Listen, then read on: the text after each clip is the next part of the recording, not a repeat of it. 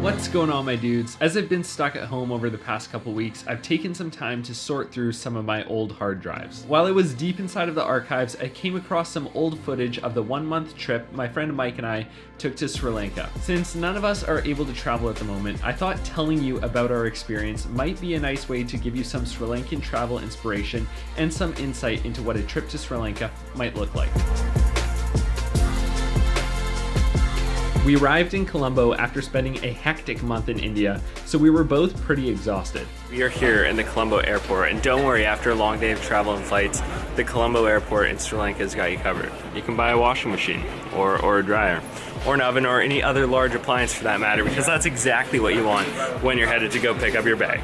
Shortly after getting off the plane, we realized how laid back everything was, which was a total shock coming from India. We began our trip by making our way up to Jaffna, an isolated town in the north of Sri Lanka. Jaffna happened to be a town that apparently not many other tourists knew about. It seemed as if Mike and I were the only ones there. From what we had heard, the north has developed at a slower pace than the rest of the country due to the civil war, which ended in 2009. Upon arriving in Jaffna, Mike and I found a random mechanic shop on the side of the road, which we were able to rent some bikes from. We ended up riding for a couple hours, eventually arriving at an oceanside pool called the Kiramali Pond. Now this is a holy site and local bath, so I wasn't sure if we were going to be able to swim, although I had my fingers crossed. As we got off our bikes and walked up to the pond, the locals were so surprised to see the two of us, they immediately encouraged us to join them. These guys were hilarious, and it really spoke to what the rest of the people that we would meet on our trip were like. One thing I have noticed just in our couple days here in Sri Lanka so far is that people have been so kind. Mike, would you agree? Oh, 100%. The people are so nice here. Yeah. After our time in Jaffna, we decided to pack things up and make our way to the east coast of Sri Lanka. Now we had the option of taking a first-class train there. Figured out that they only are offering like a first-class train to Anuradhapura, which is where we want to go. And the first-class train is significantly more expensive compared to like what transit usually is here. So he said that there's a bus not too far away. I guess we're gonna go check out the bus. Being cheap backpackers, we opted for the local bus. This is an awesome thing to do if you're in the mood for an adventure. The cramped seats, loud music, eccentric decor, and lack of stopping make for, let's just say, a unique experience. Always an interesting time on those things. They're always a great time. Now, all jokes aside, the bus system in Sri Lanka is actually great. You can get just about anywhere in the country for a few dollars, which makes up for all of its little quirks. Our first public bus experience was a success. Aside from a quick tire change on the side of the road, it went off without a hitch. Mike and I ended up arriving on the East Coast quite late at night, and we didn't have any accommodations booked. Off the bus, and now we sit in the back of someone's pickup truck. This man came along with a business card, told us about his place, and said, I can take you to it, hop in the back of my truck, so that's what we're doing. This kind of segues me into the next point I want to make about our Sri Lankan experience, and that was how safe we felt. Both Mike and I have talked about it, and we can't think of a single time during our 1-month trip through Sri Lanka that we felt uncomfortable. Like I said, the people are so kind, and anecdotally from what we experienced and everyone that we talked to, it felt pretty safe. This dude's house ended up being really nice and reasonably priced. I think we paid around $8 Canadian each for the night, and that even included our morning tea. Good morning, my dudes. What kind of tea is this? Zesta. Being on the East Coast, it was finally time to hit the beaches and relax. This is exactly what we were hoping for after our hectic month in India. Maybe it's just me, but there's something about clean, white sandy beaches with warm ocean water that gets me. Now, I haven't touched on food yet, which is kind of strange because I absolutely loved the food in Sri Lanka. It's quite similar to Indian food in a lot of ways. Lots of vegetable dishes, tons of spices, and super flavorful. Out of all the dishes that we had, my favorite was definitely kotu. Kotu is made with chopped up roti, which is sort of like a Sri Lankan flatbread, combined with egg, vegetables, and spices, all tossed together on a flat griddle and mixed with the iconic Sri Lankan chopping blades.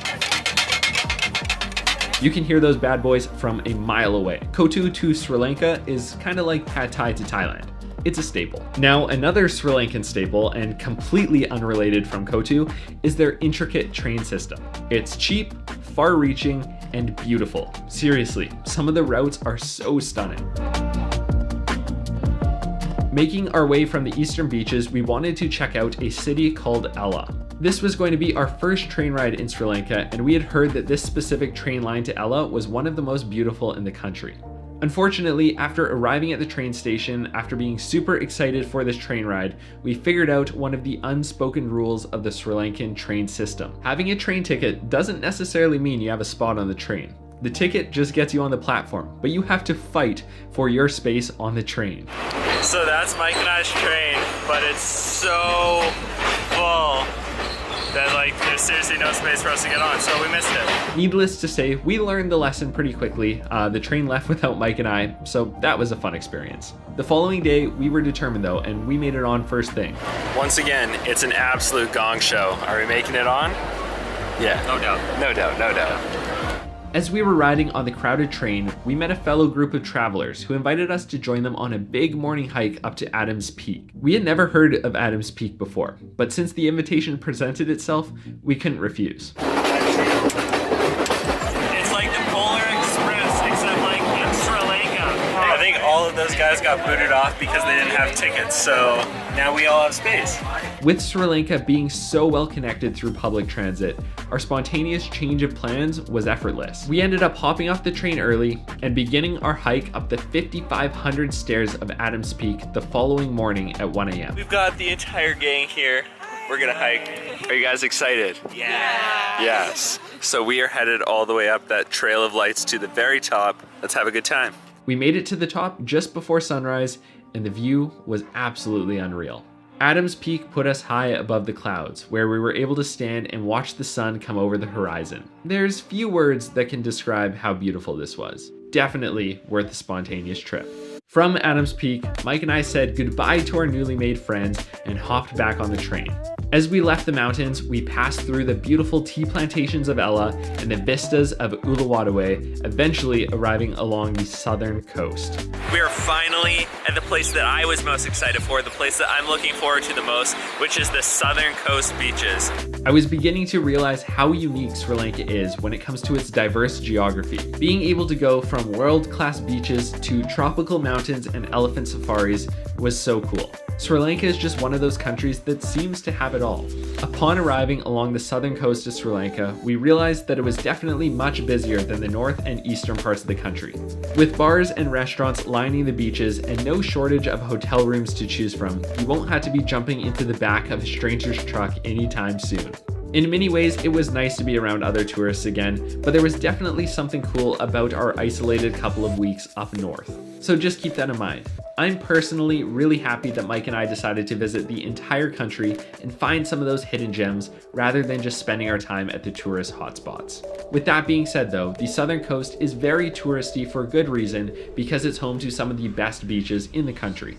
Whether you're into surfing, which by the way is a huge thing in Sri Lanka, or you're just looking for some of the country's best beaches to kick back and relax on, you really can't go wrong with any of the small beach towns scattered along the coast. We spent our final week in Sri Lanka beach hopping our way back to Colombo, just spending a day or two in a bunch of different coastal towns. If you want specific about the beaches and the towns that we visited and what they're all like, you can check out my detailed travel guide which breaks down exactly how we spent our month traveling Sri Lanka. I've also put together a PDF travel guide which can assist you on your trip. It covers everything that you need to know when planning a trip to Sri Lanka, from travel visas and vaccines to safety and money. If you want to check it out, it's on sale for $10. You'll not only be supporting me, but you'll also have yourself a great trip.